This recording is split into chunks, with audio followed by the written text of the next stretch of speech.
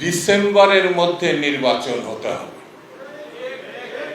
আপনি ডেট যদি না দিতে পারেন আমরা একটু অপেক্ষা করবো, তাহলে আমরা ডেট দিয়ে দেব। আমরা ডেট দিয়ে দেব। সবার আগে বাংলাদেশ বলেন তো একবার, সবার আগে। একটা শব্দের মধ্যে পুরা লক্ষ্যটা কিভাবে জনাব তারেক রহমান সাহেব উচ্চারণ করেছে, সবার আগে বাংলাদেশ। আর এরা সবার আগে গ্রামীণ ব্যাংক, সবার আগে ট্যাক্স দেবো না 6 বছর, সবার আগে লাইসেন্স চাই, বিদেশের লোক পাঠাবো ম্যান পাওয়ারে আদৌ। আর ওখানে গিয়ে বলছে জাপানে 1 লক্ষ লোক যাবে। আমার মনে হয় ওই ব্যবসা করার জন্য ওখানে গেছে। এখানে আমাদের হেলাল বলল রাষ্ট্রের আমন্ত্রণে তিনি কোনো জায়গায় যান না। আমি তার নিয়ে বেশি কথা বলবো না, তবে এতটুকু বলতে পারি আমাদের নেতা অ্যাক্টিং চেয়ারপারসন স্পষ্ট করে একটা বার্তা দিয়ে দিয়েছে রাষ্ট্রের, সরকারের এবং বিএনপি দেশের মানুষের জন্য। সেটি হচ্ছে ডিসেম্বরের মধ্যে নির্বাচন হতে হবে। আপনি ডেট যদি না দিতে পারেন আমরা একটু অপেক্ষা করবো, তাহলে আমরা ডেট দিয়ে দেব। আমরা ডেট দিয়ে দেব।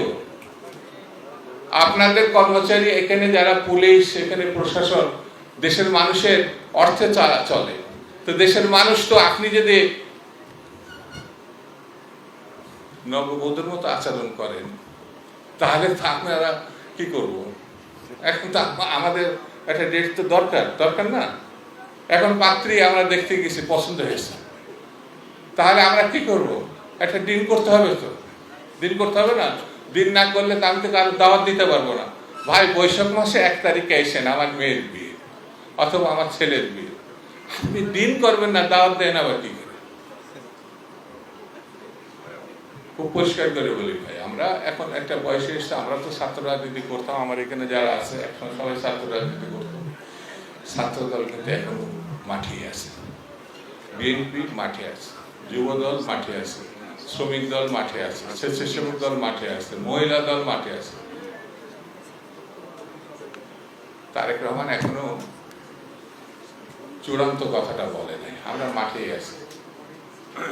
যখন চূড়ান্ত কথাটা বলবে, কালকে কিন্তু ঢাকা শহরে অনেকে বেরোতে পারে না, যখন বাংলাদেশটাকে স্ট্যাগনেট, একেবারে স্থবির হয়ে যাবে, সেদিন বুঝতে পারবে। আপনার গোষ্ঠী বলবে যে ট্যাক্স সরাতে পারেন না, তাহলে কি করলেন?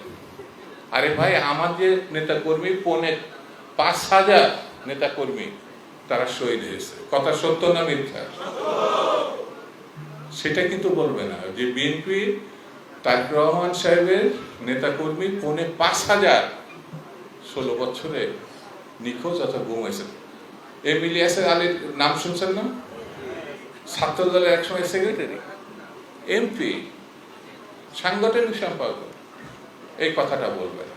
তো তারা একটা বাহিনী বানাইছে, ডিজিটাল বাহিনী, মানে আপনি যাই বলবেন দেখবেন একেবারে ফেসবুক, সোশ্যাল মিডিয়াতে একেবারে গোষ্ঠী উদ্ধার করে ফেলবে। আমাদের উচিত হচ্ছে নেতা কর্মীদের এই সোশ্যাল মিডিয়া কিন্তু এখন খুব গুরুত্বপূর্ণ। শুধু নিজেরটা দেখে আপনি চলে যাবেন এটা না, আপনার দলের কথা ভাবতে হবে, নেতার কথা ভাবতে হবে, কর্মীদের কথা ভাবতে হবে, কর্মসূচির কথা ভাবতে হবে, এটার প্রত্যুত্তর দিতে হবে। আমি ওদের মতো ভূমিকা ছোট করার কথা বলছি না, সত্যটা প্রকাশ করতে। যেমন এরা সারা জন্ম, আরেকবার জন্ম নিলেও এরা জিতবে না। আমি কেন এই কথাটা এত দৃঢ়তার সঙ্গে বলছি এই কারণে, শহীদ জিয়া রহমানের রাজনীতি পুরুষ এবং নারী, নারীদের যে ক্ষমতায়ন, সেনাবাহিনীতে নেওয়া, পুলিশে নেওয়া, প্রশাসনে নেওয়া, আর বেগম খালেদা জিয়া তো একেবারে ফ্রি শিক্ষার যে ব্যবস্থা, এই নারী এবং পুরুষ, আপনি যদি শুধু পুরুষ নিয়ে ভাবেন, তো নারী হচ্ছে অর্ধেক শক্তি, সেদিনই তো আপনার কাজ অর্ধেক কমে গেল, হবে না। নারী শক্তিকে আপনি আপনার ধর্মমতের মধ্যে রেখেও আপনি তাদেরকে নিয়ে অনেক কাজ করতে পারেন। চট্টগ্রাম বিশ্ববিদ্যালয়ে একটা মেয়েকে কিভাবে পিছন দিক থেকে লাথি মারছে দেখছেন না সোশ্যাল মিডিয়া? দেখছেন? কারা মারছে? কারা মারছেন? শিবির, গুপ্ত সংগঠন, যারা আমাদের ছাত্র দলের সাম্যকে হত্যা করেছে, যারা নীতি আদর্শ বিহীন গণতন্ত্রকে ধ্বংস করার জন্য লেগেছে। সেই জন্য ভোটের রাজনীতি আসলে আমার কাছে মনে হয় ওই জামাতের যে প্রার্থী দেখবেন, যারা ইলেকশনের বিরোধিতা করছে, প্রার্থী কিন্তু সব দেওয়া শেষ, 300 প্রার্থী দিয়ে দিয়েছে। আমি একেবারে চ্যালেঞ্জ করে বলছি, জামাতে ইসলামের যদি যে প্রার্থী তার স্ত্রী যদি তার সামনে প্রকাশ্যে ভোট না দেয়, দেখবেন গোপনে দিলে পরে সে ধানের শীষে ভোট দেয়।